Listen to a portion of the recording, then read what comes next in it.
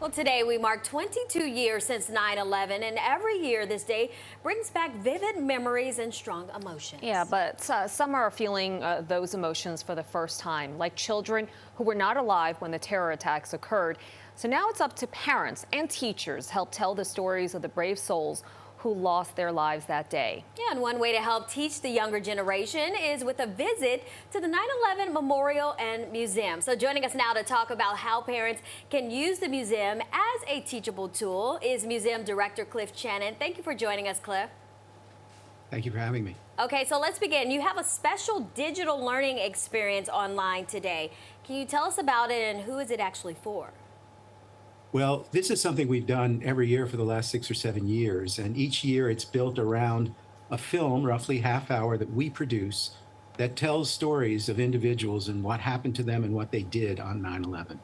And this year we focus on an emergency service police officer, the chief medical officer for the FDNY, and a high school principal who was right near the school. And so these stories are recorded, distributed online to teachers around the country, really around the world. And the kids get to watch the film. And during the course of the anniversary day today, we field questions from hundreds of students who ask about 9/11 itself. And so this is available to anyone at our website, 911memorial.org. And it's through that film that your kids will learn what happened on 9/11 in the big picture, but also very specifically the remarkable stories of people and how they responded. I love this because it's all online, so students all across the country can access it. Now, there's also a digital commemoration called Remember the Sky. Where did this idea come from, and how can people participate in this? Well, anybody who was in New York, as I was on 9/11, and they tell you their 9/11 story, it always begins with what a beautiful, crystal clear blue sky it was.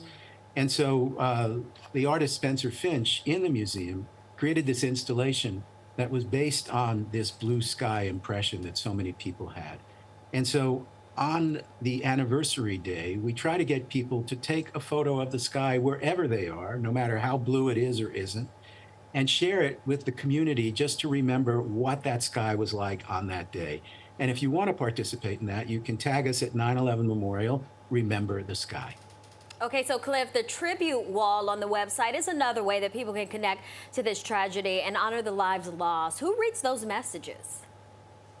So we do have a way at the tribute wall at neverforget.org/remember that those who have stories of people they lost in loved ones they lost on the day, or who know of stories of first responders or people who were touched in some way deeply, can share those stories online.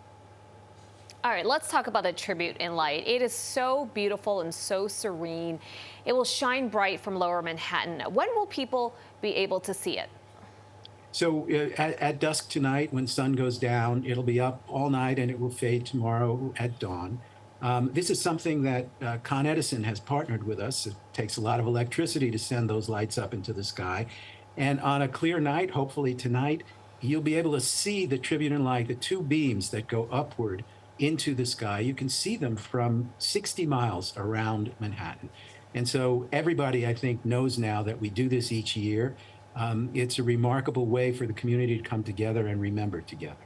So obviously we want to make sure that the museum is able to continue the work that it does. So the museum actually invites people to donate to the Never Forget Fund. Can you tell us a little bit about that? Yes, our Never Forget Fund is a way to get as much support as we can. Of course, people are very generous with the museum. We get donations from our visitors. We get donations from people who respond to emails and letters that we send out. But the Never Forget Fund is a way particularly to support our education programs. The digital learning experience that I described at the beginning of our talk here is going to reach this year alone about 700,000 students. Wow. And that takes the effort of a dozen or more staff members over the course of the year, the interactions we have with these students. And so any support that people feel like offering us would be most welcome. And you can go online at neverforget.org and follow this prompt to make your donation. Yeah, there's just a whole generation that know nothing about 9/11. It is so important that we teach our young people about it. Cliff Chanin, thank you so much for joining us today. We really appreciate it. Thank you. And if you would like to visit the museum or memorial, check out the hours and ticket pricing online, 911memorial.org.